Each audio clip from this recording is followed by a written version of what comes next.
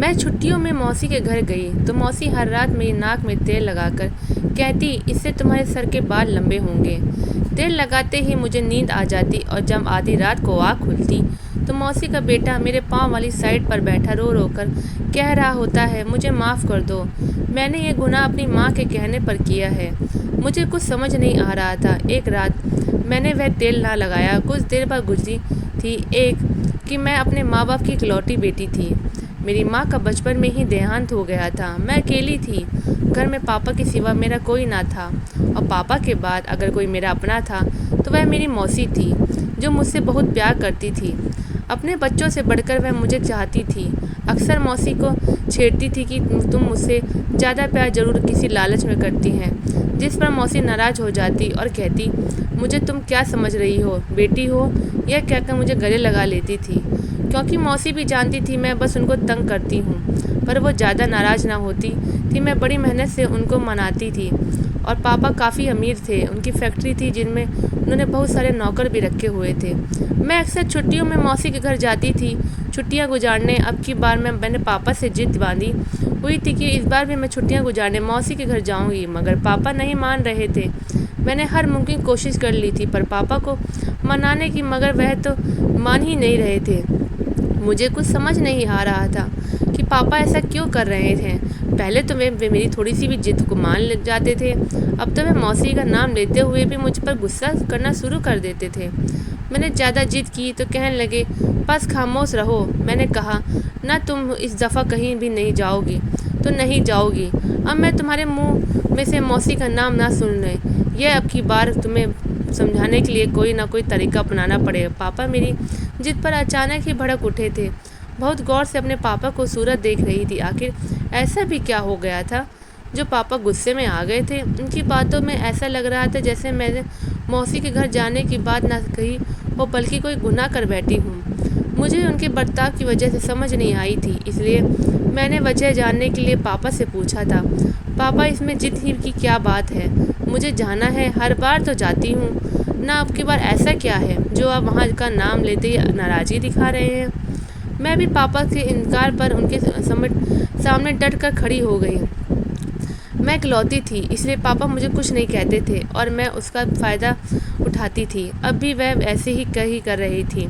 असल में हमारे पास हर किस्म के ऐशो आराम थे, लेकिन मुझे मौसी के छोटे से घर में ज़्यादा मज़ा आता था। वहाँ मेरा अच्छा वक्त गुजर जाता था। तुम बात नहीं समझ रही हो। पहले की बात और थी, अब की बात और है। बाबा ने मुझे जिद पर अड़े थे देखा तो गुस्से की बजाय नरमी से समझाना चाहा। अच्छा, मुझे भी तो बताओ, पहले में और अब में क्या फ़र्क है। मैं दोनों बाजू सीने पर बांधकर उनके सामने खड़ी होती हुई बोली थी, जिस पर पापा ने मुझे बहुत गुस्से से देखा था। बेटा, पहले तुम छोटी थी और तुम्हारी मौसी के बच्चे भी छोटे थे, मगर अब सब बड़े हो गए हैं और आजकल के हालात चल रहे हैं, उनसे डरा हुआ रहता हूँ। मुझे साए पर भरोसा नहीं है, बल्कि मैं चाहूँगा तुम मेरे साथ चली जा, लेकिन अब अकेले नहीं जा सकते तुम। और वैसे भी वह लोग इतने भी अच्छे हालात से नहीं गुजर रहे हैं, तुम्हारी भी मेहमानदारी कर सके। दौलत हमारे पास है, उनके पास नहीं है, इसलिए दूसरों का बोझ नहीं बनना चाहिए। अब तुम बच्ची नहीं हो, समझदार हो। लोगों को इतना अंधा भरोसा करना अच्छी बात नहीं है। वह तुम्हारी मौसी हैं, तुम्हें प्यार करती हैं, लेकिन आदमियों की कोई फितरत नहीं होती बेटा। आप क्यों नहीं समझ रहे हो? तुम अभी वाफिक नहीं हो, इसलिए अच्छा नहीं लगता यूँ किसी के घर जाकर रहना। पापा ने मुझे एक बार भी फिर वह प्यार से समझाया था, मगर मैं जिद से उनके सामने खड़ी रहती थी। तो क्या बड़े होने से रिश्ते बदल जाते हैं? पापा, रिश्ते तो वही रहते हैं ना। पापा, आप इतना सोचने पे मौसी बहुत अच्छी हैं और मुझे प्यार करती हैं। मुझे भी उनसे बहुत प्यार है। पापा प्लीज़, मैंने कोई गलत फरमाइश तो नहीं की जो आप इस तरह मुझ पर रोक टोक कर रहे हैं। मैंने उनके सामने बैठकर अपने हाथ पापा के गले में डालते हुए कहा तो पापा ने मेरे सामने हथियार डाल दिए थे और मुझे जाने की इजाज़त दे दी थी। मैं उनके इजाज़त देने पर खुशी से उछलती कूदती अपने कमरे में जाकर जाने की तैयारियां करने लगी। इस दौरान मेरे पापा कमरे में आकर फिक्रमंदी के मेरे पास बैठे मुझे देखते रहे थे, मगर मैं पापा को फिक्र ना समझी हुई अपनी खुशी के गगन मगन अभी चीज़ों बैग में रखती रही। फिर कुछ देर बाद पापा ने अपने नौकर से कहा तो वह मुझे मौसी के घर गया اور موسی کے گھر لے جانے میں خوشی نے مجھے پاگل کر دیا تھا۔ ہنستی مسکراتی موسی کے گھر کی طرف روانہ ہو گئی تھی اور جب موسی گھر پہنچی تو میری موسی بے چینی سے میرا انتظار کرتی دروازے کے پاس کھڑی تھی۔ مجھے اپنی موسی کی یہ عادت بہت اچھی لگتی تھی۔ وہ میرا انتظار بہت بے صبری سے کرتی تھی۔ جب میں گاڑی سے اتر کے ان کی طرف بڑھی تو میری موسی نے مجھے بڑے پیار سے اپنے گلے لگائے اور میرا ماتھا چومتے ہوئے مجھے اپنے ساتھ اندر لے گئے اور سب مجھ سے بڑی اچھے سے ملے تھے۔ میں ان کا اس قدر پیار دیکھ کر خوش ہو گئی تھی۔ مجھے اس لیے وہاں آنا اتنا پسند تھا۔ کتنے اچھے تھے سب اور پاپا نہ جانے کیا کیا سوچتے رہتے تھے۔ پھر دماغ میں یہ باتیں نکل آدی۔ موسی کہنے لگی، اچھا ہوا بیٹا تم آ گئی، بے صبری سے تمہارے آنے کا انتظار کر رہی تھی۔ میرے موسا نے میرے سر ہاتھ رکھتے ہوئے مسکرا کر کہا، کیسی ہو بیٹا تم؟ میں بھی جوان ہوں، مسکرا دی۔ اب کہاں اچھی ہو؟ میری موسی کے 2 بچے تھے، ایک بیٹی اور ایک بیٹا تھا۔ بیٹی کی شادی ہو چکی تھی اور بیٹا ابھی کنوارا تھا۔ موسی نے کھانا میری پسند کا بنایا تھا۔ مجھے بڑی خوشی ہوئی تھی کہ میز پر اپنی پسند کا کھانا دیکھ کر خوش ہو گئی۔ کھانا کھانے کے بعد میں موسی کے ساتھ اپنے کمرے میں آئی اور اپنے کپڑے نکال کر بدلنے لگی۔ جب موسی دوبارہ میرے کمرے میں آئی تھی تو کہنے لگی، کیا ہوا؟ کوئی بات ہوئی ہے کیا؟ یوں خاموش کیوں ہو میری بچی؟ میں کپڑے بدل کر بیڈ پر بیٹھی تھی جب موسی کمرے میں آئی تھی۔ مجھے بیڈ پر خاموش بیٹھ کر موسی نے فکر مندی سے پوچھا تھا۔ میں نے کہا، نہیں موسی، کمرہ تو اچھا ہے، بس ایسے ہی تھکی گئی ہوں نا، اس لیے شاید۔ تو موسی میرے پاس ہی بیٹھ گئی اور فکر سے بولی تھی، ہاں سفر تو بھی زیادہ تھا نا، اس لیے تھک گئی ہوگی۔ چلو لیٹ جاؤ، تمہارے لیے چائے بنا کر لاتی ہوں، پھر تمہاری ناک میں تیل لگا دیتی ہوں، انہیں اچھا لگے گا، موسی مجھے نرمی اور پیار سے کہتی تھی۔ اٹھ کر وہاں سے چل دی تھی۔ ان کے جانے کے بعد آرام سے لیٹ گئی اور اپنی کمر سیدھی کرنے لگی تو سوچ رہی تھی کہ اگر پاپا اس بار موسی کے میرے لیے کچھ محبت دیکھتے تو میری قسمت پر خوش ہوتے۔ نہ جانے ان کا عجیب قسم کے وہم کیوں آتے ہیں۔ ابھی میں سوچ ہی گم تھی جب کچھ ہی دیر بعد موسی ہاتھ میں چائے کا کپ لیے کمرے میں داخل ہوئی۔ تب میں ہلکی سی نیند میں جا چکی تھی۔ موسی کی آواز پر میری سیدھی ہو کر بیٹھ گئی اور ان کے دیکھ کر مسکرا دی، اور پاپا ناراض تو نہیں ہوئے یہاں آنے کے لے کر؟ موسی نے مجھے چائے پیتے دیکھ کر ہلکے سے پوچھا تو میں انہیں دیکھ کر شرمندگی سے سر جھکا گئی۔ اب آخر میں ان کو کیا بتاتی کہ پاپا مجھے یہاں آنے کے لیے نہیں دے رہے تھے، اور آج میں جس طرح یہاں آئی ہوں یہ نہیں جانتی تھی کہ پر موسی کو یہ بتانا مجھے ہی ان کے سامنے میں سر جھکا گئی تھی۔ جلدی سے بات بدل دی اور موسی پاپا نے کیا کہنا تھا ان کی اجازت کے ساتھ یہاں آئی ہوں، ورنہ آپ کو کیا لگتا ہے اگر پاپا اجازت نہ دیتے تو میں یہاں آ پاتی؟ ویسے موسی آپ بھی عجیب قسم کی ہیں، پاپا مجھے کبھی یہاں آنے کے لیے نہیں روک سکتے۔ آپ اتنی اچھی، میں نے بات پلٹ دی، لیکن دل میں خیال آیا تھا پاپا کا مجھے یہاں نہ آنے دینا، اور موسی کا آج پہلی بار یہ سوال پوچھنا، کیا کوئی ایسی بات تھی جو پاپا اور موسی کے بیچ ہوئی جس کا مجھے اندازہ نہیں تھا؟ مجھے چائے ختم کر کے کپ سامنے میز پر رکھ کر سر جھکا کر شرمندگی سے جھوٹ بولا تھا۔ اب ان کو کیا بتاتی کہ پاپا کتنا بھڑک رہے تھے میرے یہاں آنے پر۔ مجھے جھوٹ میں میری موسی کا چہرہ خوشی سے دمک اٹھا تھا۔ میں نہیں جانتی تھی کہ پاپا مجھے کیوں روک رہے تھے، مگر یہ بات موسی کو بتا کر ان کا دل نہیں دکھانا چاہتی تھی۔ لیکن میں بچی تو نہیں نہ رہی تھی جو اتنی سمجھدار تھی۔ مجھے کچھ تو عجیب لگ رہا تھا، لیکن وہ کیا تھا میں سمجھنے کی کوشش کر رہی تھی۔ مجھے یہاں آئے دوسرے دن جب میری موسی کمرے میں آئی اور ان کے ہاتھ میں تیل تھا، وہ تیل میرے پاس آ گئی، بولی، آؤ بیٹا تمہارے ناک میں تیل لگا دوں۔ میں حیرت میں موسی کو دیکھا، ابھی کل ہی تو لگایا تھا انہوں نے تیل۔ کل میں اتنی تھکی تھی مجھے لگا تھکان دور کرنے کے لیے لگایا ہے، لیکن آج تھکان نہیں تھی، پھر بھی یہ سب کیوں؟ میں نے دل میں سوچا اور پوچھا، کس لیے موسی؟ میرے سوال پر موسی ہلکے سے مسکرا دی اور بولی، بیٹا اس تیل سے تمہارے بال لمبے ہوں گے اور نیند بھی اچھی آئے گی۔ میں خاموشی سے موسی کے سامنے لیٹ گئی اور موسی نے تیل لگا دیا۔ اس کے بعد میں جلدی ہی نیند کی وادیوں میں جا چکی تھی۔ اب ایسا روز ہونے لگا تھا، تیل لگاتے ہی میری گہری نیند میں ڈوب جاتی، مجھے کوئی ہوش نہ رہتا۔ سلسلہ کافی رات تک چلتا رہا۔ اب موسی روز رات کو میری ناک میں تیل لگاتی، لیکن ابھی بات یہ تھی کہ رات میں جب میری آنکھ کھلتی تھی میرے پاؤں میں والی سائڈ پر موسی کا بیٹا بیٹھا ہوتا اور رو کر مجھ سے معافی مانگ رہا ہوتا تھا۔ میں ایک روز دیکھ کر حیران ہو گئی، لیکن میں ڈرا ہوا تھا، اس لیے میں نے پہلے تو اس بات کو زیادہ غور نہیں کیا، مگر جب ہر روز رات کو ایسا ہونے لگا تو میرا ماتھا डर से फटने लगा। मेरे दिल में खौफ सा बैठ गया था कि मुझे अपनी इज्जत की फिक्र पड़ गई थी। इस रात में जब मैं होश में आई तो मौसी के बेटा मेरे पास बैठा हुआ था। सब माँ के कहने पर किया था। मैं सब करना नहीं चाहता था। मुझे समझ नहीं आ रहा था आखिर उसकी बात क्या मतलब है। यह बातें मेरे दिमाग में चिपक सी गई थी। सुबह जब मैं उठी तो मेरा दर्द कर भरा था। मुझे समझ नहीं आ रहा था कि मेरे साथ क्या हुआ है। सोच सोच कर जब मैं थक गई तो अपना सर पकड़ लिया। अब मुझे पापा की सभी बातों की समझ आने लगी थी। पता नहीं ये सब वहम था या मेरे दिमाग में फितूर इस राज का पर्दा उठाना ही था। लेकिन अब राज जानने की शुरुआत मैंने मौसी से ही की थी, क्योंकि उनके बेटे के मुंह से यह बात सुनकर हैरान थी, क्योंकि वह कह रहा था कि मैंने ये सब माँ के कहने पर किया है। मैं अजीब सी उलझन में फंस गई थी। क्या जो मुझे नज़र आ रहा था सब धोखा था या फिर कि हकीकत थी जिसे मैं मानने का तैयार ही नहीं थी? क्या वाकई में इतनी मोहब्बत करने वाली मौसी कुछ गलत सोच सकती है? नहीं, ज़रूर कोई वजह है। उनका शिकार हो चुकी थी। क्या हुआ मेरा बच्चा इतना उदास क्यों बैठा है? सब ठीक तो है ना? अगर कोई बात परेशान कर रही है तो मुझे तो बात पता, दिल हल्का होता है। मैं छत पर खामोशी से बैठी अपने साथ होने वाली वाक़या सोच रही थी जब मेरी मौसी छत पर आई। मेरे पास बैठकर बड़े प्यार और लाड से मेरे सर पर हाथ रखते हुए बोली थी। शायद उन्होंने मेरी चुप्पी से बहुत कुछ अंदाज़ा कर लिया था। मैं सोच रही थी कि उनकी मेरी इतनी फिक्र है। वह मुझसे कितना प्यार करती थी। भला वह मेरे साथ कुछ गलत कैसे कर सकती थी? मैं अपनी सोच का रद्द कर दिया और मौसी को देखकर कहा, बस वैसे ही आज मौसम अच्छा था और मैंने सोचा कि कुछ देर तक छत पर जाकर मौसम से मज़े लूँ। इसलिए मैं यहाँ आ गई।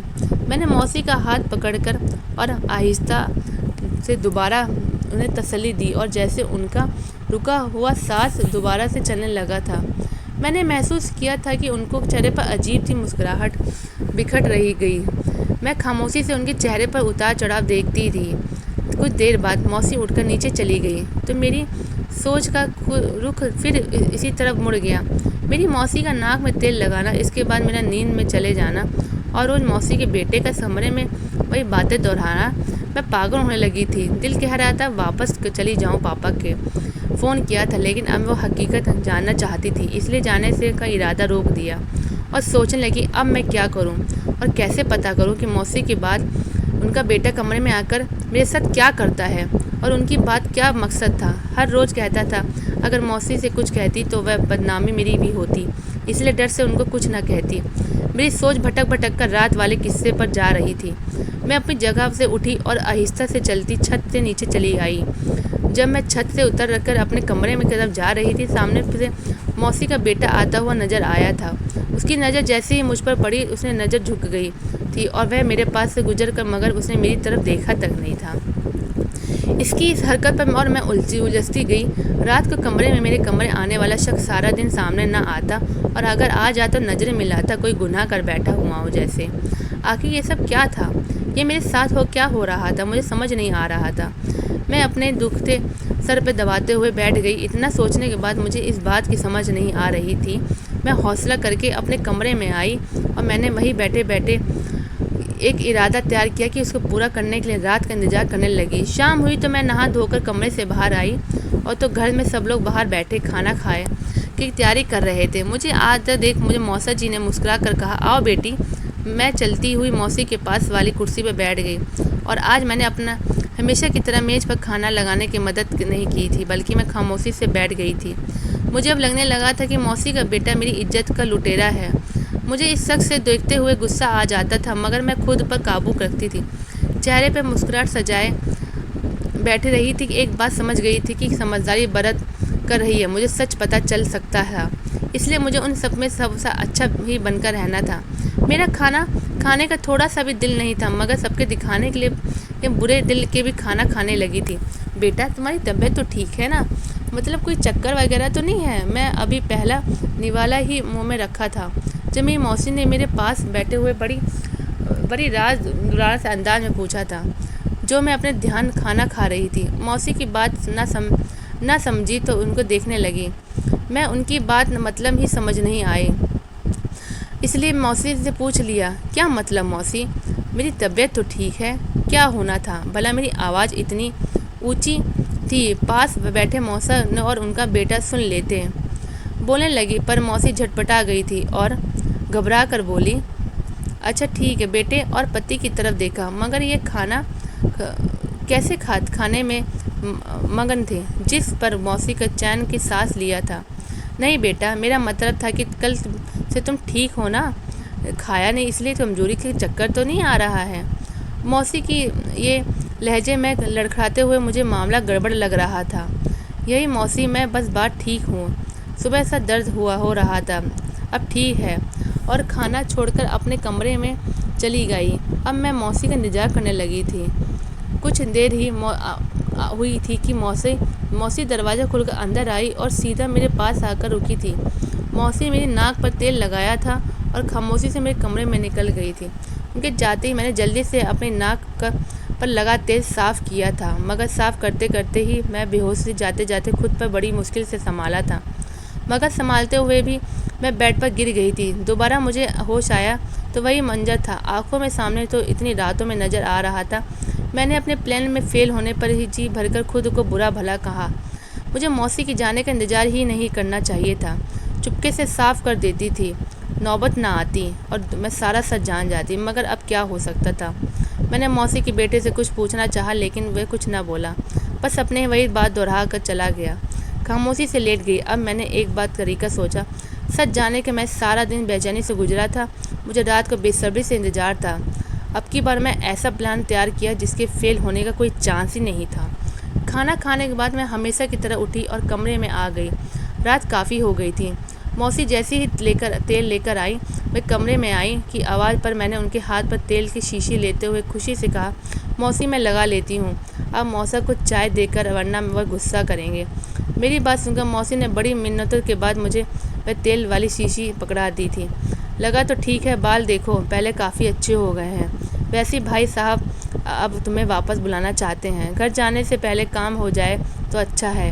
वह अजीब अंदाज से बातें करती जा रही थी। मैंने मौका पाते ही मौसी वाली शीशी से तेल निकालकर उसे दूसरे तेल में बदल दिया और भागकर बैठ के लेट गई। कुछ ही पल में गुजरे थे कि मौसी फिर से मेरे कमरे में आई थी और मुझे सोता पाकर बड़ी ऐतिहासिक मेरी कमीज उठाकर देखा तो मैंने तेल लगाया था कि नहीं, मेरी नाक पर तेल लगा है। देखकर मौसी ने उस पर और तेल लगा दिया और कमरे से बाहर निकल गई और खामोशी से अपनी जगह पर पड़ी थी।